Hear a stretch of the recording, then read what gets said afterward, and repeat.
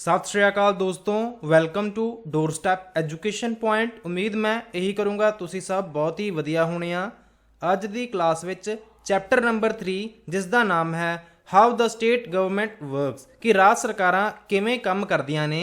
Political science की जिहड़ी किताब हैगी आ 7th क्लास की, उस क्लास का 3rd लैसन हैगा आ। इस तो पहला आपां 6th क्लास की NCERT की जिहड़ी पोल साइंस की किताब हैगी आ उहनूं कंप्लीट कर चुके हैं एंड 7th क्लास की भी जिहड़ी NCERT हैगी आ इसनूं भी कंप्लीट करन जा रहे हैं।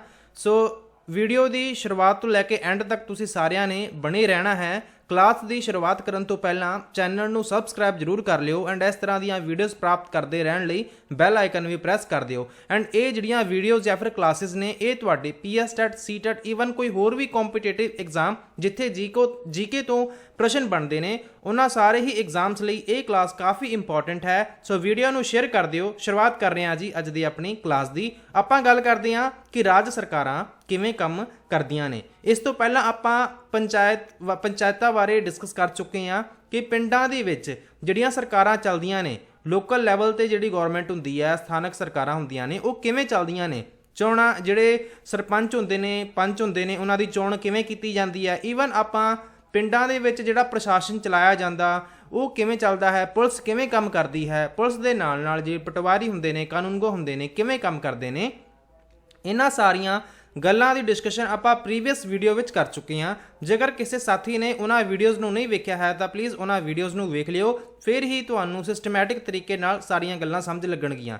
ਤੇ ਹੁਣ ਵੇਖਦੇ ਹਾਂ ਸਰਕਾਰ ਦੇ ਜਿਹੜੇ 3 ਪੱਧਰ ਵੇਖਣ ਨੂੰ ਮਿਲਦੇ ਹੈਗੇ ਆ। ਜਿਹੜੇ ਆਪਾਂ 3 ਲੈਵਲ ਦੀ ਗੱਲ ਕੀਤੀ ਸੀਗੀ ਕਿ ਪਹਿਲਾਂ ਤਾਂ ਹੁੰਦੀ ਹੈ ਜੀ ਸਥਾਨਕ ਸਰਕਾਰ। ਸਥਾਨਕ ਸਰਕਾਰ ਤੋਂ ਬਾਅਦ ਤੁਹਾਨੂੰ ਵੇਖਣ ਨੂੰ ਮਿਲਦੀ ਹੈ ਜੀ ਰਾਜ ਸਰਕਾਰ। ਰਾਜ ਸਰਕਾਰ ਜਿਵੇਂ ਕਿ ਪੰਜਾਬ ਹੋ ਗਿਆ, ਹਰਿਆਣਾ ਹੋ ਗਿਆ, ਹਿਮਾਚਲ ਹੋ ਗਿਆ, ਤਾਮਿਲਨਾਡੂ ਹੋ ਗਿਆ, ਕਰਨਾਟਕਾ ਹੋ ਗਿਆ, ਮਹਾਰਾਸ਼ਟਰ ਹੋ ਗਿਆ।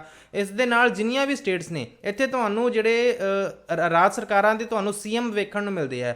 ਜਿਵੇਂ ਹੁਣ ਪ੍ਰੈਜ਼ੈਂਟ ਦੇ ਵਿੱਚ ਤੁਹਾਨੂੰ ਸਰਦਾਰ ਭਗਵੰਤ ਸਿੰਘ ਮਾਨ ਆਪਣੇ CM ਹੈਗੇ ਆ ਜੀ। ਇਸੇ ਤਰ੍ਹਾਂ ਹੀ ਹੋਰ ਰਾਜ ਸਰਕਾਰਾਂ ਦੇ ਵਿੱਚ ਤੁਹਾਨੂੰ CM ਮੁੱਖ ਮੰਤਰੀ ਜਿਹੜੇ ਹੈਗੇ ਨੇ ਜੀ ਵੇਖਣ ਨੂੰ ਮਿਲਦੇ ਹੈਗੇ ਆ। ਇਹਨਾਂ ਮੁੱਖ ਮੰਤਰੀ ਦੀ ਚੋਣ ਕਿਵੇਂ ਕੀਤੀ ਜਾਂਦੀ ਹੈ। ਜਿਵੇਂ ਕਿ ਕੋਈ ਹਲਕਾ ਹੈਗਾ ਆ, ਉੱਥੇ ਜਿਹੜਾ ਪਰਸਨ ਰਿਪਰੈਜ਼ੈਂਟੇਟਿਵ ਹੁੰਦਾ ਆ ਉਹਨੂੰ ਚੁਣ ਕੇ ਭੇਜਿਆ ਜਾਂਦਾ, ਫਿਰ ਉਹ ਵਿਧਾਨ ਸਭਾ ਵਿੱਚ ਜਾਂਦੇ ਨੇ। ਜਿਹੜਾ ਸਾਰਾ ਪ੍ਰੋਸੈਸ ਹੈਗਾ ਆ, ਜੇਕਰ ਤੁਹਾਨੂੰ ਇਹਨਾਂ ਗੱਲਾਂ ਬਾਰੇ ਕੁਝ ਵੀ ਨਹੀਂ ਪਤਾ ਸੀਗਾ ਤੇ ਇਹ ਕਲਾਸ ਜਾਂ ਫਿਰ ਇਸ ਵੀਡੀਓ ਨੂੰ ਵੇਖਣ ਤੋਂ ਬਾਅਦ ਸਾਰੀਆਂ ਗੱਲਾਂ ਕਲੀਅਰ ਹੋ ਜਾਣਗੀਆਂ। ਸੋ ਤੁਸੀਂ ਬੜੀ ਹੀ ਪੇਸ਼ੈਂਸ ਨਾਲ ਸਾਰੀਆਂ ਗੱਲਾਂ ਨੂੰ ਧਿਆਨ ਨਾਲ ਸਮਝਣ ਦੀ ਕੋਸ਼ਿਸ਼ ਕਰਨੀ ਹੈਗੀ ਹੈ। ਸੋ ਉਸ ਤੋਂ ਬਾਅਦ ਤੁਹਾਨੂੰ ਰਾਸ਼ਟਰੀ ਸਰਕਾਰਾਂ ਵੀ ਵੇਖਣ ਨੂੰ ਮਿਲਦੀਆਂ ਨੇ। ਰਾਸ਼ਟਰੀ ਸਰਕਾਰ ਨੈਸ਼ਨਲ ਗਵਰਨਮੈਂਟ ਕਹਿ ਦਿੰਦੇ ਆ। ਜਿਵੇਂ ਸੈਂਟਰ ਦੇ ਵਿੱਚ BJP ਰੂਲਿੰਗ ਗਵਰਨਮੈਂਟ ਹੈਗੀ ਆ, ਜਿਹਦੀ ਲੀਡਰਸ਼ਿਪ ਜਾਂ ਫਿਰ ਜਿਹੜੇ ਹੈੱਡ ਹੈਗੇ ਉਹ ਕੌਣ ਹੈਗੇ ਆ, PM ਨਰਿੰਦਰ ਮੋਦੀ। ਸੋ ਇਸ ਤਰ੍ਹਾਂ ਹੀ ਆਪਾਂ ਗੱਲ ਕਰਾਂਗੇ ਅੱਜ ਰਾਜ ਦੀ, ਕਿਉਂਕਿ ਆਪਾਂ ਗੱਲ ਕਿਹਦੀ ਕਰ ਰਹੇ ਹਾਂ ਕਿ ਜਿਹੜੀਆਂ ਰਾਜ ਸਰਕਾਰਾਂ ਹੁੰਦੀਆਂ ਨੇ, ਮੰਨ ਲਓ ਕੋਈ ਕੰਮ ਕਰਵਾਉਣਾ ਆ ਜਾਂ ਫਿਰ ਕੋਈ ਕੰਮ ਜਿਹੜੀ ਸਰਕਾਰ ਹੁੰਦੀ ਹੈ ਕਿਵੇਂ ਕਰਦੀ ਹੈ, ਕਿਵੇਂ ਫੈਸਲੇ ਲਏ ਜਾਂਦੇ ਆ, ਕਾਨੂੰਨ ਕਿਵੇਂ ਬਣਦੇ ਨੇ। ਇਹਨਾਂ ਗੱਲਾਂ ਦੀ ਆਪਾਂ ਵੇਖਦੇ ਹਾਂ ਕਿ ਰਾਜ ਸਰਕਾਰਾਂ ਜਿਹੜੀਆਂ ਹੁੰਦੀਆਂ ਨੇ, ਰਾਜ ਸਰਕਾਰਾਂ ਦੇ ਵਿੱਚ ਤੁਹਾਨੂੰ ਜਿਹੜੇ MLA ਹੁੰਦੇ ਨੇ ਉਹ ਵੇਖਣ ਨੂੰ ਮਿਲਦੇ ਹੈਗੇ ਆ। ਕਿੰਨੇ ਜੀ, ਮਤਲਬ ਕਿ ਰਾਜ ਸਰਕਾਰਾਂ ਦੇ ਵਿੱਚ ਜਿਹੜੇ MLA ਹੁੰਦੇ ਹੈਗੇ ਆ। ਵੈਸੇ MLA ਦੀ ਫੁੱਲ ਫਾਰਮ ਕੀ ਹੈ? Member of legislative assembly. MLA the full form ਕੀ ਆ? Member of legislative assembly. MLA ਨੂੰ ਆਪਾਂ ਵਿਧਾਇਕ ਵੀ ਕਹਿੰਦੇ ਆ। ਸੋ ਕਿਤੇ ਵੀ ਆਪਾਂ ਇਸ ਲੈਸਨ ਵਿੱਚ MLA ਨੂੰ ਵਿਧਾਇਕ ਜਾਂ ਫਿਰ MLA ਕਹਿ ਕੇ ਸੰਬੋਧਿਤ ਕਰਾਂਗੇ। ਸੋ ਤੁਸੀਂ ਸਮਝ ਜਿਓ ਉਹਨਾਂ ਗੱਲਾਂ ਨੂੰ। ਤੇ ਵਿਧਾਨ ਸਭਾ ਦੇ ਮੈਂਬਰ ਅਤੇ ਮੰਤਰੀਆਂ ਦੀ ਭੂਮਿਕਾ ਕੀ ਹੁੰਦੀ ਹੈ ਰਾਜ ਸਰਕਾਰਾਂ ਨੂੰ ਚਲਾਉਣ ਦੇ ਵਿੱਚ, ਇਸ ਗੱਲਾਂ ਦੀ ਵੀ ਆਪਾਂ ਡਿਸਕਸ਼ਨ ਕਰਾਂਗੇ ਕਿ ਜਿਹੜੇ MLA ਹੁੰਦੇ ਆ, MLA ਦੀ ਫੁੱਲ ਫਾਰਮ ਮੈਂ ਤੁਹਾਨੂੰ ਦੱਸ ਹੀ ਦਿੱਤੀ ਹੈ, member of legislative assembly. Member of legislative assembly, Vidhan Sabha ਦੇ ਮੈਂਬਰ ਨੂੰ ਲੋਕਾਂ ਦੁਆਰਾ ਚੁਣਿਆ ਜਾਂਦਾ ਹੈ। ਸੋ ਇਸ ਗੱਲ ਨੂੰ ਤੁਸੀਂ ਧਿਆਨ ਰੱਖ ਲਿਓ ਕਿ MLA ਜਿਹੜੇ ਹੁੰਦੇ ਨੇ, MLA ਨੂੰ ਡਾਇਰੈਕਟਲੀ ਲੋਕਾਂ ਦੁਆਰਾ ਚੁਣਿਆ ਜਾਂਦਾ। ਜਦੋਂ ਵੀ ਇਲੈਕਸ਼ਨਸ ਆਉਂਦੀਆਂ ਨੇ, MLA ਜਿਹੜੇ ਹੁੰਦੇ ਨੇ member of legislative assembly, Vidhan Sabha ਦੇ ਜਿਹੜੇ ਮੈਂਬਰ ਹੁੰਦੇ ਨੇ ਇਹਨਾਂ ਨੂੰ ਲੋਕਾਂ ਦੁਆਰਾ ਚੁਣਿਆ ਜਾਂਦਾ। ਤੇ ਜਿਹੜਾ ਵਿਧਾਨ ਸਭਾ ਦਾ ਜਿਹੜਾ ਗਠਨ ਵੀ ਕਰਦੇ ਹੈਗੇ ਆ, ਕੌਣ ਕਰਦੇ ਆ? ਜਿਹੜੇ MLA ਹੁੰਦੇ ਆ ਉਹ ਵਿਧਾਨ ਸਭਾ ਦਾ ਗਠਨ ਵੀ ਕਰਦੇ ਹੈਗੇ ਆ। ਤੇ ਵਿਧਾਨ ਸਭਾ ਦੇ ਵਿੱਚ ਜਿਹੜੇ ਕਾਨੂੰਨ ਬਣਾਏ ਜਾਂਦੇ ਆ ਜਾਂ ਫਿਰ ਜਿਹੜੀ ਵੀ ਡਿਸਕਸ਼ਨ ਕੀਤੀ ਜਾਂਦੀ ਆ, ਸਰਕਾਰ ਤੋਂ ਪ੍ਰਸ਼ਨ ਪੁੱਛੇ ਜਾਂਦੇ ਆ। ਵਿਰੋਧੀ ਧਿਰ ਜਿਹੜੇ ਹੁੰਦੇ ਨੇ ਉਹ ਵੀ ਸਰਕਾਰ ਤੋਂ ਪ੍ਰਸ਼ਨ ਪੁੱਛਦੇ ਨੇ, ਫਿਰ ਸਰਕਾਰ ਆਪਦੇ ਆਪ ਨੂੰ ਡਿਫੈਂਡ ਵੀ ਕਰਦੀ ਹੈਗੀ ਆ। ਸੋ ਇਹਨਾਂ ਨੂੰ ਆਪਾਂ ਐਗਜ਼ਾਮਪਲ ਦੇ ਥਰੂ ਵੀ ਸਮਝਾਂਗੇ। ਤੇ ਜਿਹੜੇ MLA ਜਾਂ ਫਿਰ ਵਿਧਾਇਕ ਹੁੰਦੇ ਨੇ ਇਹ ਲੋਕਾਂ ਦੀ ਨੁਮਾਇੰਦਗੀ ਕਰਦੇ ਨੇ। ਮਤਲਬ ਇਹ ਕਿ ਲੋਕਾਂ ਨੇ ਚੁਣਿਆ ਹੁੰਦਾ ਇਹਨਾਂ ਨੂੰ, ਕਿਹਨਾਂ ਨੂੰ? MLA ਨੂੰ। ਤੇ MLA ਰਿਪਰੈਜ਼ੈਂਟ ਕਰਦੇ ਆ ਉਹਨਾਂ ਲੋਕਾਂ ਨੂੰ। ਉਹਨਾਂ ਲੋਕਾਂ ਦੀ ਜਿਹੜੀ ਗੱਲ ਹੈਗੀ ਆ, ਉਹਨਾਂ ਲੋਕਾਂ ਦੀਆਂ ਜਿਹੜੀਆਂ ਸਮੱਸਿਆਵਾਂ ਨੇ, ਉਹ ਜਿਹੜੇ MLA ਜਾਂ ਫਿਰ ਵਿਧਾਇਕ ਹੁੰਦੇ ਨੇ ਵਿਧਾਨ ਸਭਾ ਵਿੱਚ ਉਹਨਾਂ ਲੋਕਾਂ ਦੇ, ਆਮ ਲੋਕਾਂ ਨੇ ਜਿਨ੍ਹਾਂ ਨੇ ਚੁਣਿਆ ਹੁੰਦਾ ਉਹਨਾਂ ਦੀ ਜਿਹੜੀ ਗੱਲ ਹੈਗੀ ਆ ਵਿਧਾਨ ਸਭਾ ਵਿੱਚ ਰੱਖੀ ਜਾਂਦੀ ਹੈ। ਤੇ ਭਾਰਤ ਦੇ ਹਰ ਰਾਜ ਵਿੱਚ ਤੁਹਾਨੂੰ ਜਿਹੜੀ ਇੱਕ ਵਿਧਾਨ ਸਭਾ ਤੁਹਾਨੂੰ ਵੇਖਣ ਨੂੰ ਮਿਲਦੀ ਹੈਗੀ ਹੈ। ਤੇ ਅੱਗੇ ਆਪਾਂ ਇਹਨਾਂ ਰਾਜ ਸਰਕਾਰਾਂ ਨੂੰ ਵੱਖ-ਵੱਖ ਖੇਤਰਾਂ ਜਾਂ ਫਿਰ ਹਲਕਿਆਂ ਵਿੱਚ ਵੰਡ ਦਿੰਦੇ ਹਾਂ। ਇਹਨਾਂ ਰਾਜ ਸਰਕਾਰਾਂ ਨੂੰ ਆਪਾਂ ਵੱਖ-ਵੱਖ ਹਲਕਿਆਂ ਵਿੱਚ ਕੀ ਕਰਦੇ ਹਾਂ ਜੀ, ਵੰਡ ਦਿੰਦੇ ਹਾਂ। ਐਂਡ ਆਪਾਂ ਇਹਨਾਂ ਸਾਰੀਆਂ ਚੀਜ਼ਾਂ ਨੂੰ ਇੱਕ ਐਗਜ਼ਾਮਪਲ ਦੇ ਥਰੂ ਸਮਝਦੇ ਹਾਂ, ਜਿੱਥੇ ਆਪਾਂ ਐਗਜ਼ਾਮਪਲ ਲਈ ਆ ਸਟੇਟ ਹਿਮਾਚਲ ਪ੍ਰਦੇਸ਼ ਦੀ। ਹਿਮਾਚਲ ਪ੍ਰਦੇਸ਼ ਰਾਜ ਵਿੱਚ 58 ਵਿਧਾਨ ਸਭਾ ਹਲਕਿਆਂ ਵਿੱਚ ਡਿਵਾਈਡ ਹੈਗਾ ਆ। ਇੱਕ ਵਾਰ ਮੈਂ ਤੁਹਾਨੂੰ ਮੈਪ ਵਿਖਾ ਦਿੰਦਾ। ਮੈਪ ਵੇਖਣਾ ਤੁਹਾਡੇ ਲਈ ਜ਼ਰੂਰੀ ਹੈ। ਆਹ ਤੁਹਾਡੇ ਸਾਹਮਣੇ ਇੱਕ ਮੈਂ ਮੈਪ ਓਪਨ ਕੀਤਾ ਹੋਇਆ, ਆਹ ਵੇਖ ਰਹੇ ਹੋ ਤੁਸੀਂ ਭਾਰਤ। ਆਹ ਭਾਰਤ ਦਾ ਜਿਹੜਾ ਨਕਸ਼ਾ ਹੈਗਾ ਆ, ਪੰਜਾਬ ਤੋਂ ਤੁਹਾਨੂੰ ਇੱਥੇ ਵੇਖਣ ਨੂੰ ਮਿਲਦਾ ਆ। ਪੰਜਾਬ ਵਾਲਾ ਜਿਹੜਾ ਹਿੱਸਾ ਹੈਗਾ ਆ, ਆਹ ਹਿੱਸਾ ਤੁਹਾਨੂੰ ਵੇਖਣ ਨੂੰ ਮਿਲਦਾ ਆ। ਇੱਕ ਵਾਰ ਮੈਂ ਇੱਥੇ ਡਾਰਕ ਵੀ ਥੋੜਾ ਜਿਹਾ ਕਰ ਦਿੰਦਾ ਯੈਲੋ ਜਿਹੇ ਕਲਰ ਨਾਲ, ਤੁਸੀਂ ਵੇਖ ਸਕਦੇ ਹੋ। ਆਹ ਜਿਹੜਾ ਹਿੱਸਾ ਤੁਹਾਨੂੰ ਵੇਖਣ ਨੂੰ ਮਿਲਦਾ ਆ, ਆਹ ਵਾਲਾ, ਇਹ ਕੀ ਹੈ ਜੀ, ਇਹ ਪੰਜਾਬ ਹੈ। ਇਸ ਦੇ ਉੱਤੇ ਤੁਹਾਨੂੰ ਹਿਮਾਚਲ ਪ੍ਰਦੇਸ਼ ਵੇਖਣ ਨੂੰ ਮਿਲੇਗਾ ਤੇ ਇਹਦੇ ਥੱਲੇ ਤੁਹਾਨੂੰ ਹਰਿਆਣਾ ਵੇਖਣ ਨੂੰ ਮਿਲਦਾ ਹੈ। ਸੋ ਉੱਤੇ ਵਾਲਾ ਜਿਹੜਾ ਹਿੱਸਾ ਆ ਜੰਮੂ ਕਸ਼ਮੀਰ ਦੇ ਕਹਿ ਸਕਦੇ ਆ ਥੱਲੇ ਵਾਲੇ ਪਾਸੇ ਨੂੰ, ਆਹ ਵੇਖੋ ਤੁਸੀਂ, ਇਹਦੇ ਉੱਤੇ ਜੰਮੂ ਕਸ਼ਮੀਰ ਹੈ। ਆਹ ਵੇਖ ਰਹੇ ਹੋ ਨਾ ਤੁਸੀਂ, ਆਹ ਜੰਮੂ ਕਸ਼ਮੀਰ ਹੈ ਤੇ ਇਹਦੇ ਥੱਲੇ ਆਹ ਕੀ ਆ, ਇਹ 68 ਹਲਕੇ ਹੈਗੇ ਆ। ਭਾਵ ਇਹ ਕਿ ਕਿਸੇ ਵੀ ਰਾਜ ਨੂੰ ਹਲਕਿਆਂ ਵਿੱਚ ਵੰਡਿਆ ਜਾਂਦਾ ਹੈ। ਹਲਕਿਆਂ ਵਿੱਚ ਵੰਡ ਦਿੰਦੇ ਆ ਤੇ ਇਸ ਤੋਂ ਬਾਅਦ ਇੱਥੇ ਜਿਹੜੇ MLA ਹੁੰਦੇ ਆ ਉਹ ਕੀ ਕਰਦੇ ਹੈਗੇ ਆ ਜੀ, ਉਹ ਇਲੈਕਸ਼ਨਾਂ ਵਿੱਚ ਖੜੇ ਹੁੰਦੇ ਆ। ਸੋ ਇੱਥੇ ਵੇਖ ਸਕਦੇ ਹੋ ਕਿ ਰਾਜ ਨੂੰ ਵੱਖ-ਵੱਖ ਖੇਤਰਾਂ ਜਾਂ ਫਿਰ ਹਲਕਿਆਂ ਵਿੱਚ ਵੰਡਿਆ ਜਾਂਦਾ ਹੈ। ਆਪਾਂ ਜਿਹਦੀ ਐਗਜ਼ਾਮਪਲ ਲੈ ਰਹੇ ਹਾਂ ਹਿਮਾਚਲ ਪ੍ਰਦੇਸ਼ ਦੀ, ਇਸ ਨੂੰ 68 ਵਿਧਾਨ ਸਭਾ ਹਲਕਿਆਂ ਵਿੱਚ ਵੰਡਿਆ ਜਾਂਦਾ ਹੈ। ਵੰਡਿਆ ਹੋਇਆ ਹੈ ਮਤਲਬ ਕਿ ਆਬਾਦੀ ਦੇ ਹਿਸਾਬ ਨਾਲ ਇਹਨਾਂ ਨੂੰ ਹਲਕਿਆਂ ਵਿੱਚ ਵੰਡਿਆ ਹੁੰਦਾ। ਸੋ 68 ਹਲਕੇ ਹੈਗੇ ਆ। ਭਾਵ ਇਹ ਕਿ ਇੱਥੇ 68 ਜਿਹੜੇ MLA ਹੋਣਗੇ ਜੀ, ਉਹ ਇੱਥੇ ਇਲੈਕਸ਼ਨਾਂ ਦੇ ਵਿੱਚ ਆਉਣਗੇ ਐਂਡ ਇੱਥੋਂ ਹੀ ਜਿਹੜੇ MLA ਹੋਣਗੇ ਉਹ ਚੁਣ ਕੇ ਆਉਣਗੇ, 68 MLA। ਸੋ ਲੋਕ ਹਰੇਕ ਹਲਕੇ ਤੋਂ ਇੱਕ ਨੁਮਾਇੰਦਾ ਚੁਣਦੇ ਹੈਗੇ ਆ, ਠੀਕ ਹੈ ਜੀ। ਹਰੇਕ ਹਲਕੇ ਤੋਂ ਇਹਨਾਂ ਨੇ ਇੱਕ ਰਿਪਰੈਜ਼ੈਂਟੇਟਿਵ ਚੁਣਨਾ ਆ, ਜੋ ਫਿਰ ਵਿਧਾਨ ਸਭਾ ਦੇ ਮੈਂਬਰ ਉਹਨਾਂ ਨੇ ਬਣ ਜਾਣਾ। ਮੰਨ ਲਓ ਕੋਈ ਕੈਂਡੀਡੇਟ ਖੜਾ ਹੋ ਗਿਆ ਐਂਡ ਉਸ ਤੋਂ ਬਾਅਦ ਉਹਨੂੰ ਲੋਕਾਂ ਨੇ ਵੋਟ ਪਾਏ ਤੇ ਉਹ ਬੰਦਾ ਜਿੱਤ ਗਿਆ ਤੇ ਉਸ ਤੋਂ ਬਾਅਦ ਉਹਨੇ ਵਿਧਾਨ ਸਭਾ ਵਿੱਚ ਜਾਣਾ ਆ ਤੇ ਜਿਨ੍ਹਾਂ ਲੋਕਾਂ ਨੇ ਜਿਤਾਇਆ ਹੋਊਗਾ, ਜਿਹੜੇ ਖੇਤਰ ਦੇ ਲੋਕਾਂ ਨੇ, ਉੱਥੇ ਦੇ ਲੋਕਾਂ ਦੀ ਜਿਹੜੀ ਕਹਿ ਲਓ ਕਿ ਜਿਹੜੀਆਂ ਸਮੱਸਿਆਵਾਂ ਨੇ, ਗੱਲ ਹੈਗੀ ਉਹ ਉਹਦੇ ਦੁਆਰਾ ਰੱਖੀ ਜਾਣੀ ਆ। ਤੇ ਇਹ ਜਿਹੜੇ ਨੁਮਾਇੰਦੇ ਹੁੰਦੇ ਨੇ ਇਹ ਕਿਸੇ ਵੀ ਪਾਰਟੀ ਤੋਂ ਸੰਬੰਧ ਰੱਖ ਸਕਦੇ ਨੇ ਜੀ। ਜਿਵੇਂ ਕਿ ਕਈ ਵਾਰ ਤੁਸੀਂ ਵੇਖਿਆ ਹੋਣਾ ਕਿ ਤੁਸੀਂ ਸੁਣਿਆ ਹੋਊਗਾ ਕਿ ਫਲਾਣੇ ਪਰਸਨ ਨੂੰ ਟਿਕਟ ਮਿਲ ਗਈ, ਉਹ ਜਿਹੜਾ ਫਲਾਣਾ ਪਰਸਨ ਹੈਗਾ ਆ ਉਹ ਕੈਂਡੀਡੇਟ ਖੜਾ ਹੋ ਰਿਹਾ ਵੀ ਆਮ ਆਦਮੀ ਪਾਰਟੀ ਤੋਂ ਜਾਂ ਫਿਰ BJP ਪਾਰਟੀ ਤੋਂ, ਕਾਂਗਰਸ ਪਾਰਟੀ ਤੋਂ। ਈਵਨ ਕੁਝ ਇਹੋ ਜਿਹੇ ਵੀ ਲੋਕ ਹੁੰਦੇ ਨੇ ਜਿਹੜੇ ਕਿ ਕਿਸੇ ਵੀ ਪਾਰਟੀ ਤੋਂ ਸੰਬੰਧ ਨਹੀਂ ਰੱਖਦੇ, ਜਿਹਨੂੰ ਆਜ਼ਾਦ ਉਮੀਦਵਾਰ ਕਿਹਾ ਜਾਂਦਾ। ਸੋ ਵੱਖ-ਵੱਖ ਤਰ੍ਹਾਂ ਦੀਆਂ ਜਿਹੜੀਆਂ ਪਾਰਟੀਆਂ ਹੁੰਦੀਆਂ ਨੇ, ਇਹਨਾਂ ਦੇ ਜਿਹੜੇ ਕੈਂਡੀਡੇਟ ਹੁੰਦੇ ਨੇ ਉਹ ਖੜੇ ਹੁੰਦੇ ਨੇ ਇਲੈਕਸ਼ਨਾਂ ਦੇ ਵਿੱਚ। ਸੋ ਇਸ ਗੱਲ ਨੂੰ ਤੁਸੀਂ ਸਮਝ ਗਏ ਹੋਣੇ ਆ। ਸੋ ਹਿਮਾਚਲ ਪ੍ਰਦੇਸ਼ ਦੇ ਵਿੱਚ ਇਹਨਾਂ ਨੇ ਇੱਕ ਐਗਜ਼ਾਮਪਲ ਲਈ ਹੈ ਕਿ 2017 ਵਿੱਚ ਜਿਹੜੀਆਂ ਇਲੈਕਸ਼ਨਾਂ ਹੋਈਆਂ ਸੀਗੀਆਂ, 2017 ਵਿੱਚ ਜਿਹੜੀਆਂ ਇਲੈਕਸ਼ਨਾਂ ਹੋਈਆਂ ਸੀਗੀਆਂ, ਐਗਜ਼ਾਮਪਲ ਦੇ ਥਰੂ ਆਪਾਂ ਸਮਝ ਲਵਾਂਗੇ ਕਿ ਇੱਥੇ ਵਿਰੋਧੀ ਧਿਰ ਕੌਣ ਹੁੰਦਾ ਹੈ, ਸੱਤਾਧਾਰੀ ਪਾਰਟੀ ਕਿਹੜੀ ਹੁੰਦੀ ਹੈਗੀ ਹੈ। ਸੋ ਵੇਖਦੇ ਹਾਂ ਆਪਾਂ। ਸੋ ਵੇਖੋ ਇੱਥੇ ਆਪਾਂ ਗੱਲ ਕਰ ਰਹੇ ਹਾਂ ਕਿ ਮੰਨ ਲਓ ਆਪਾਂ ਕਿਵੇਂ ਡਿਸਾਈਡ ਕਰਾਂਗੇ ਕਿ ਕੋਈ ਪਾਰਟੀ ਸੱਤਾ ਵਿੱਚ ਆਊਗੀ ਜਾਂ ਫਿਰ ਨਹੀਂ ਆਊਗੀ। ਜਿਵੇਂ ਮੰਨ ਲਓ 68 ਇੱਥੇ ਆਪਾਂ ਵੋਟ ਦੀ ਗੱਲ ਕੀਤੀ ਸੀਗੀ, 68 ਦਾ ਹਾਫ ਕਿੰਨਾ ਹੋ ਗਿਆ? 68 ਦਾ ਹਾਫ ਤੁਸੀਂ ਵੇਖ ਸਕਦੇ ਹੋ ਕਿ 3-4 ਮਤਲਬ ਕਿ 34। 68 ਦਾ ਹਾਫ ਕਿੰਨਾ ਹੋ ਗਿਆ? ਕਿਉਂਕਿ ਇੱਥੇ ਹਿਮਾਚਲ ਪ੍ਰਦੇਸ਼ ਵਿੱਚ 68 ਵਿਧਾਨ ਸਭਾ ਹਲਕਿਆਂ ਦੇ ਵਿੱਚ ਡਿਵਾਈਡ ਹੈਗਾ ਆ ਤੇ ਇਹਦਾ ਹਾਫ ਕਿੰਨਾ ਬਣ ਗਿਆ? ਇਹਦਾ ਬਣ ਗਿਆ ਜੀ 34। 34 ਮਤਲਬ ਕਿ 34 ਤੋਂ ਇੱਕ ਜ਼ਿਆਦਾ ਲੈਣਾ ਪੈਣਾ ਆ 50% ਤੋਂ, ਮਤਲਬ 68 ਦਾ 50% ਹੋ ਗਿਆ 34 ਤੇ 34 ਤੋਂ ਇੱਕ ਵੱਧ ਹੋਣਾ ਚਾਹੀਦਾ ਆ। ਭਾਵ ਜੇਕਰ ਕਿਸੇ ਪਾਰਟੀ ਕੋਲ 35 ਸੀਟਾਂ ਆ ਜਾਂਦੀਆਂ ਨੇ, 35 MLA ਉਹਨਾਂ ਦੇ ਬਣ ਜਾਂਦੇ ਆ ਤੇ ਉਹ ਆਪ ਦੀ ਜਿਹੜੀ ਸਰਕਾਰ ਹੈਗੀ ਹੈ ਜੀ ਉਹ ਬਣਾ ਸਕਦੇ ਆ, ਆਪ ਦੀ ਸਰਕਾਰ ਬਣਾ ਸਕਦੇ ਆ। ਜਿਵੇਂ ਇੱਥੇ ਐਗਜ਼ਾਮਪਲ ਵੀ ਦਿੱਤੀ ਹੋਈ ਹੈ ਕਿ BJP ਨੂੰ ਇੱਥੇ ਸਭ ਤੋਂ ਵੱਧ ਜਿਹੜੇ ਵੋਟ ਮਿਲੇ ਸੀਗੇ, ਜਾਂ ਫਿਰ ਕਹਿ ਸਕਦੇ ਹਾਂ ਕਿ ਜਿਹੜੇ ਇਹਨਾਂ ਦੇ 2017 ਵਿੱਚ ਹਿਮਾਚਲ ਪ੍ਰਦੇਸ਼ ਦੀ ਮੈਂ ਗੱਲ ਕਰ ਰਿਹਾ ਕਿ ਇਸ ਟਾਈਮ ਦੇ ਵਿੱਚ ਇਹਨਾਂ ਨੂੰ 44 MLA ਇਹਨਾਂ ਦੇ ਜਿੱਤ ਗਏ ਸੀਗੇ। ਸੋ ਇਹਨਾਂ ਦੀ ਸਰਕਾਰ ਬਣਦੀ ਹੈ। ਤੇ ਦੂਜੇ ਪਾਸੇ ਤੁਸੀਂ ਵੇਖੋ ਇੱਥੇ ਹੋਰ ਕੀ ਲਿਖਿਆ ਹੋਇਆ ਕਿ ਇੰਡੀਅਨ ਨੈਸ਼ਨਲ ਜਿਹੜੀ ਕਾਂਗਰਸ ਹੈਗੀ ਆ, ਇਹਨਾਂ ਦੇ ਕਿੰਨੇ ਪਰਸਨ ਜਿੱਤ ਰਹੇ ਆ ਜੀ? ਇਹਨਾਂ ਦੇ ਜਿਹੜੇ ਪਰਸਨ ਹੈਗੇ ਆ ਜਿੱਤ ਰਹੇ ਆ, ਵੇਖੋ ਤੁਸੀਂ 21 ਮੈਂਬਰ ਇਹਨਾਂ ਦੇ ਜਿੱਤ ਰਹੇ ਆ। ਇੰਡੀਅਨ ਨੈਸ਼ਨਲ ਕਾਂਗਰਸ ਦੇ INC ਦੇ 21 ਮੈਂਬਰ ਜਿੱਤ ਰਹੇ ਆ, 21 MLA ਜਿੱਤ ਰਹੇ ਆ। ਸੋ ਇਹ ਪ੍ਰਮੁੱਖ ਵਿਰੋਧੀ ਪਾਰਟੀ ਆਪਾਂ ਇਹਨਾਂ ਨੂੰ ਕਹਿ ਸਕਦੇ ਹਾਂ।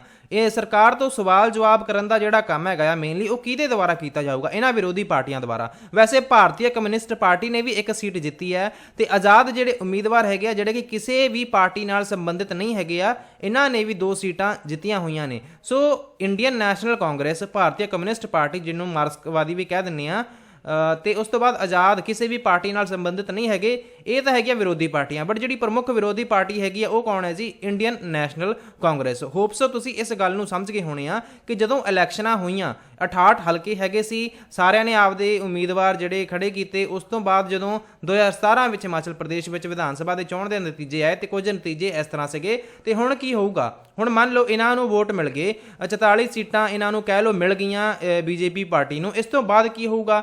ਕਿਵੇਂ ਇਹ ਸਰਕਾਰ ਬਣਾਉਣਗੇ, ਕਿਵੇਂ ਸਰਕਾਰ ਚਲਾਉਣਗੇ? ਤੇ ਇੱਥੇ ਗੱਲ ਕੀਤੀ ਜਾ ਰਹੀ ਹੈ ਕਿ ਜਿਹੜੀਆਂ ਸਿਆਸੀ ਪਾਰਟੀਆਂ ਹੁੰਦੀਆਂ ਨੇ, ਸਰਕਾਰ ਚਲਾਉਣ ਲਈ ਇਹਨਾਂ ਨੂੰ ਬਹੁਮਤ ਹਾਸਲ ਕਰਨ ਲਈ 34 ਤੋਂ ਵੱਧ ਵਿਧਾਇਕਾਂ ਦੀ ਲੋੜ ਹੋਵੇਗੀ। ਆਪਾਂ ਸਿਰਫ ਹਿਮਾਚਲ ਦੀ ਗੱਲ ਕਰ ਰਹੇ ਹਾਂ, ਕਿਉਂਕਿ ਹੋ ਸਕਦਾ ਕਿਸੇ ਹੋਰ ਸਟੇਟ ਵਿੱਚ ਜ਼ਿਆਦਾ ਹਲਕੇ ਹੋਣ, ਫਿਰ ਉਸ ਅਕੋਰਡਿੰਗ 50% ਤੋਂ ਵੱਧ ਤੁਸੀਂ ਵੇਖ ਸਕਦੇ ਹੋ। ਸੋ ਇੱਥੇ ਜਿਹੜੀ 68 ਟੋਟਲ ਜਿਹੜੀਆਂ ਸੀਗੀਆਂ MLA ਦੀਆਂ ਸੀਟ ਸੀਗੀਆਂ, ਤੇ ਉਹਦੇ ਵਿੱਚ 34 ਤੋਂ ਵੱਧ ਭਾਵ 35 ਵਿਧਾਇਕ ਦੀਆਂ ਸੀਟਾਂ ਦੀ ਲੋੜ ਪਵੇਗੀ। ਬਟ ਹੁਣ ਵੇਖੀਏ ਤਾਂ ਬੀਜੇਪੀ ਪਾਰਟੀ ਕੋਲ ਲਗਭਗ 44 ਜਿਹੜੇ ਇਹਨਾਂ ਦੇ ਵਿਧਾਇਕ ਹੈਗੇ ਜੀ ਬਣੇ ਸੀਗੇ ਸੱਤਾਧਾਰੀ ਪਾਰਟੀ ਦੇ।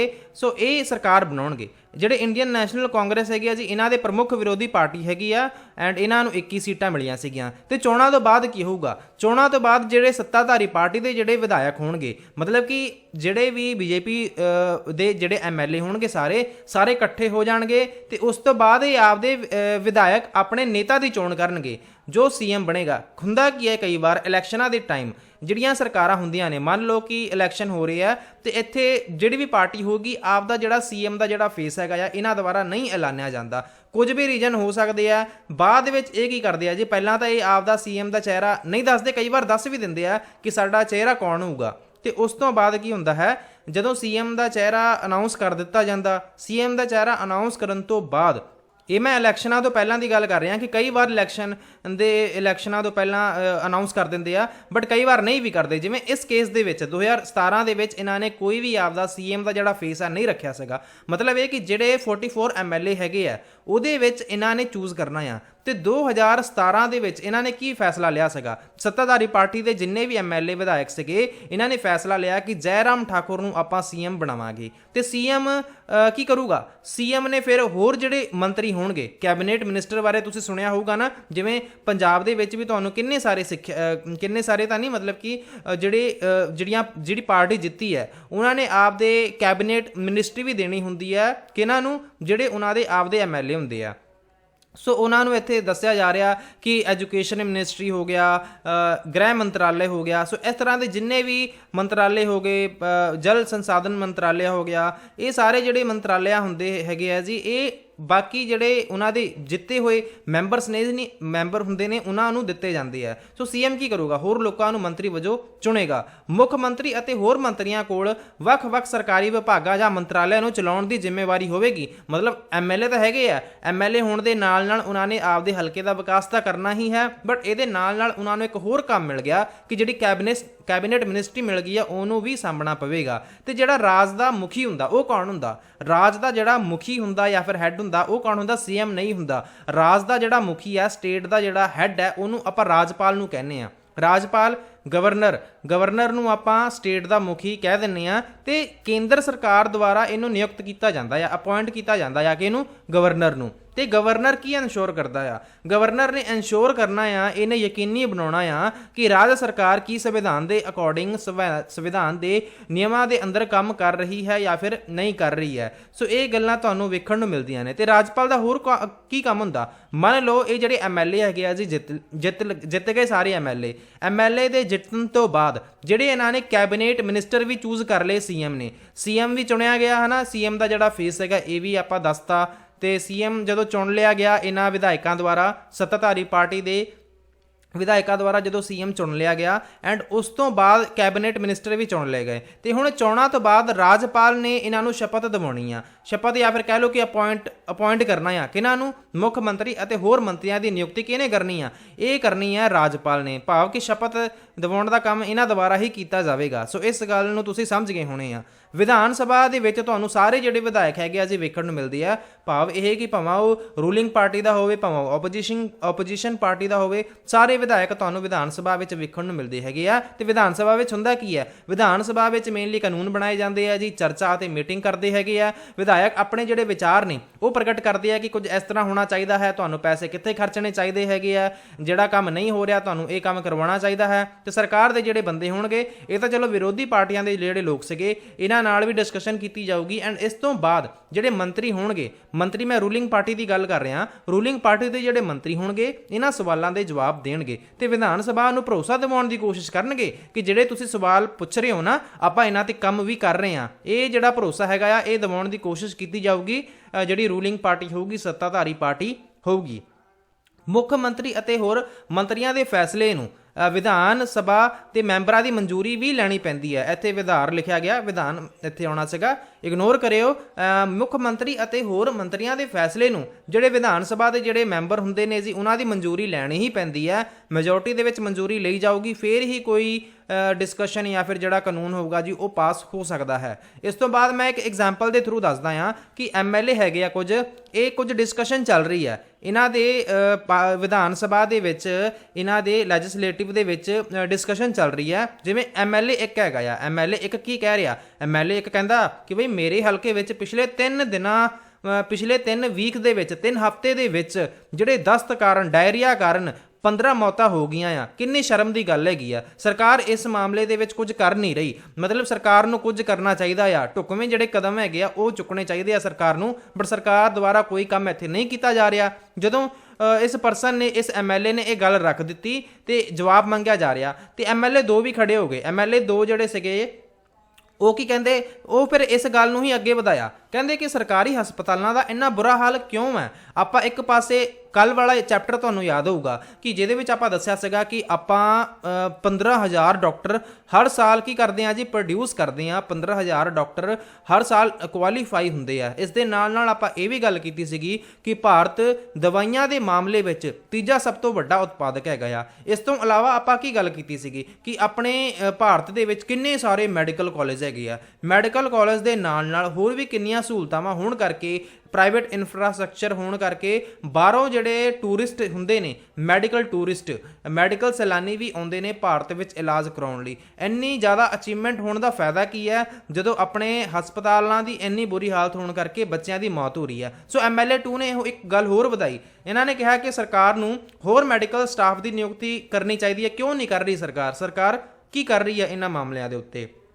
ਫਿਰ ਐਮਐਲਏ 3 ਖੜੇ ਹੋ ਗਏ, ਕਹਿੰਦੇ ਕਿ ਮੇਰੇ ਹਲਕੇ ਵਿੱਚ ਪਾਣੀ ਦੀ ਬੜੀ ਗੰਭੀਰ ਸਮੱਸਿਆ ਹੈਗੀ ਹੈ। ਐਮਐਲਏ 3 ਕੀ ਕਹਿੰਦੇ ਕਿ ਇੱਥੇ ਜਿਹੜੀਆਂ ਸਾਡੀ ਫੀਮੇਲਸ ਹੈਗੀਆਂ ਨੇ, ਉਹਨਾਂ ਨੂੰ, ਮਾਤਾਵਾਂ ਨੂੰ, ਭੈਣਾਂ ਨੂੰ ਦੂਰ ਦੂਰ ਤੱਕ ਜਾਣਾ ਪੈਂਦਾ ਜਾਂ ਤੁਰ ਕੇ, ਕਿਉਂਕਿ ਪਾਣੀ ਤਾਂ ਮਿਲ ਨਹੀਂ ਰਿਹਾ, ਗੰਦਾ ਪਾਣੀ ਮਿਲ ਰਿਹਾ। ਇਸ ਪਾਣੀ ਨੂੰ ਪੀਣ ਕਰਕੇ ਕਿੰਨੇ ਸਾਰੇ ਜਿਹੜੇ ਬੱਚੇ ਹੈਗੇ ਆ ਉਹ ਬਿਮਾਰ ਹੋ ਰਹੇ ਆ। ਦੱਸੋ ਕੀ ਕੀਤਾ ਜਾਵੇ। ਤੇ ਸਰਕਾਰ ਐਮਐਲਏ ਜਿਹੜਾ 4 ਸੀਗਾ, ਇਹ ਕੌਣ ਸੀ, ਇਹ ਸਰਕਾਰ ਦਾ ਬੰਦਾ ਸੀ। ਇਹ ਕਹਿੰਦਾ ਕਿ ਨਹੀਂ ਜੀ, ਸਰਕਾਰ ਤਾਂ ਕੰਮ ਕਰ ਹੀ ਰਹੀ ਹੈ। ਜਿਵੇਂ ਤੁਹਾਨੂੰ ਪਤਾ ਹੀ ਹੈ, ਡਿਫੈਂਡ ਕਰਨਾ ਹੁੰਦਾ, ਭਾਵੇਂ ਸਰਕਾਰ ਨੇ ਕੰਮ ਕੀਤਾ ਹੋਵੇ ਭਾਵੇਂ ਨਾ ਕੀਤਾ ਹੋਵੇ।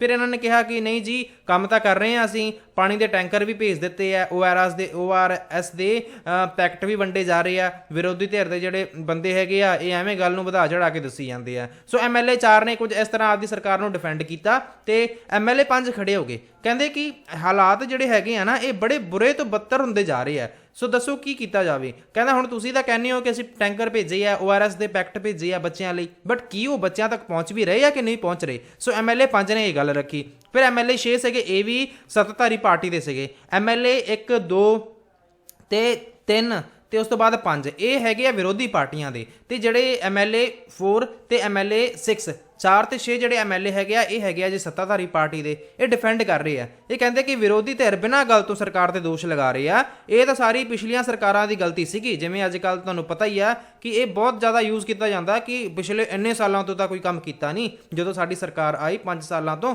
ਉਦੋਂ ਤੋਂ ਹੀ ਕੰਮ ਹੋ ਰਿਹਾ, ਉਸ ਤੋਂ ਪਹਿਲਾਂ ਸਾਰੇ ਸੁੱਤੇ ਪਏ ਸੀ। ਸੋ ਇੱਥੇ ਵੀ ਇਹ ਸੇਮ ਗੱਲ ਦੁਹਰਾਈ ਜਾ ਰਹੀ ਹੈ ਕਿ ਵਿਰੋਧੀ ਧਿਰ ਬਿਨਾਂ ਗੱਲ ਤੋਂ ਐਵੇਂ ਸਰਕਾਰ ਦੇ ਦੋਸ਼ ਲਗਾ ਰਹੇ ਆ। ਪਿਛਲੀ ਸਰਕਾਰ ਦੀ ਗਲਤੀ ਸੀਗੀ, ਜਿਹਦੇ ਕਰਕੇ ਇਹ ਸਮੱਸਿਆਵਾਂ ਵੇਖਣ ਨੂੰ ਮਿਲ ਰਹੀਆਂ ਨੇ। ਸੋ ਤੁਸੀਂ ਵੇਖਿਆ ਕਿ ਕਿਸ ਤਰ੍ਹਾਂ ਡਿਸਕਸ਼ਨ ਵਿਧਾਨ ਸਭਾ ਵਿੱਚ ਕੀਤੀ ਜਾਂਦੀ ਹੈ। ਸੋ ਇਹ ਗੱਲ ਕਲੀਅਰ ਕਰਨ ਤੋਂ ਬਾਅਦ ਆਪਾਂ ਗੱਲ ਕਰਦੇ ਹਾਂ ਕਿ ਸੀਐਮ ਤੇ ਕੈਬਨਿਟ ਜਿਹੜੇ ਮਿਨਿਸਟਰਸ ਹੁੰਦੇ ਨੇ ਇਹਨਾਂ ਨੂੰ ਆਪਾਂ ਐਗਜ਼ੀਕਿਊਟਿਵ ਕਹਿ ਦਿੰਦੇ ਆ, ਜਿਹੜਾ ਮੇਨ ਕੰਮ ਹੁੰਦਾ ਇਹਨਾਂ ਦੁਆਰਾ ਹੀ ਕੀਤਾ ਜਾਂਦਾ ਨਾ, ਤੇ ਬਾਅਦ ਵਿੱਚ ਮਨਜ਼ੂਰੀ ਲੈ ਕੇ ਕਿਸੇ ਵੀ ਰੂਲ ਨੂੰ ਜਾਂ ਫਿਰ ਕਿਸੇ ਵੀ ਨਿਯਮ ਨੂੰ ਪਾਸ ਕਰਦੇ ਹੈਗੇ ਆ। ਤੇ ਜਿਹੜੇ ਸਾਰੇ ਐਮਐਲਏ ਹੁੰਦੇ ਆ ਇਹ ਵਿਧਾਨ ਸਭਾ ਵਿੱਚ ਇਕੱਠੇ ਹੁੰਦੇ ਆ, ਜਿਹਨੂੰ ਆਪਾਂ ਕੀ ਕਹਿੰਦੇ ਆ, ਇਹਨੂੰ ਆਪਾਂ ਲੈਜਿਸਲੇਚਰ ਕਹਿ ਦਿੰਦੇ ਆ। ਕੀ ਕਹਿੰਦੇ ਆ ਜੀ? ਲੈਜਿਸਲੇਚਰ ਆਪਾਂ ਕਹਿ ਦਿੰਦੇ ਆ ਵਿਧਾਨ ਸਭਾ। ਐਂਡ ਜਿਨ੍ਹਾਂ ਨੂੰ ਆਪਾਂ ਐਮਐਲਏਜ਼ ਨੂੰ ਆਪਾਂ ਚੂਜ਼ ਕਰਦੇ ਆ, ਇਹਨਾਂ ਨੂੰ ਕੰਮ ਵੀ ਕਰਨੇ ਪੈਂਦੇ ਆ। ਜਿਵੇਂ ਕਿ ਇੱਥੇ ਵੇਖੋ ਹਸਪਤਾਲਾਂ ਦੀ ਬੁਰੀ ਹਾਲਤ ਹੋਣ ਕਰਕੇ 15 ਬੱਚਿਆਂ ਦੀਆਂ ਮੌਤਾਂ ਹੋ ਰਹੀਆਂ, ਤੇ ਇੱਥੇ ਕੀ ਹੋਊਗਾ? ਇੱਥੇ ਫਿਰ ਸਰਕਾਰ ਨੂੰ ਇੱਥੇ, ਕਿਉਂਕਿ ਇਹ ਸਾਰੀ ਡਿਸਕਸ਼ਨ ਤੋਂ ਬਾਅਦ ਜਿਹੜੇ ਸਿਹਤ ਮੰਤਰੀ ਸੀਗੇ ਉਹ ਸਾਹਮਣੇ ਆਏ, ਪ੍ਰੈਸ ਕਾਨਫਰੰਸ ਕੀਤੀ ਕਿ ਨਹੀਂ ਜੀ ਅਸੀਂ ਕੰਮ ਕਰ ਰਹੇ ਹਾਂ, ਤੇ ਜਿਹੜੇ ਹਲਕੇ ਵਿੱਚ ਇਹ ਸਾਰੀਆਂ ਘਟਨਾਵਾਂ ਹੋ ਰਹੀਆਂ ਨੇ ਉੱਥੇ ਦਾ ਦੌਰਾ ਵੀ ਕੀਤਾ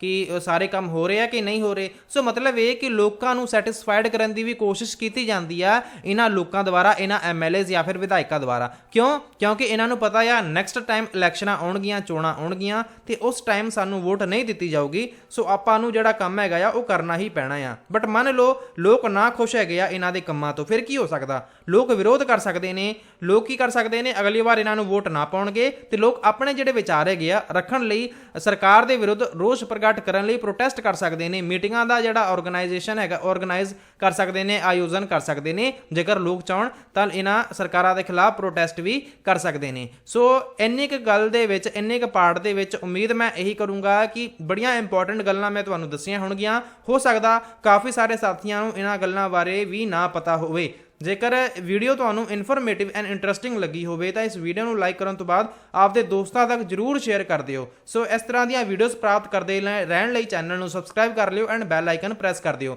ਵੀਡੀਓ ਨੂੰ ਲਾਈਕ ਕਰਨਾ ਬਿਲਕੁਲ ਨਾ ਭੁੱਲਿਓ। ਇਸ ਦੇ ਨਾਲ ਹੀ ਦਿਓ ਇਜਾਜ਼ਤ। Thank you so much for watching. God bless you all.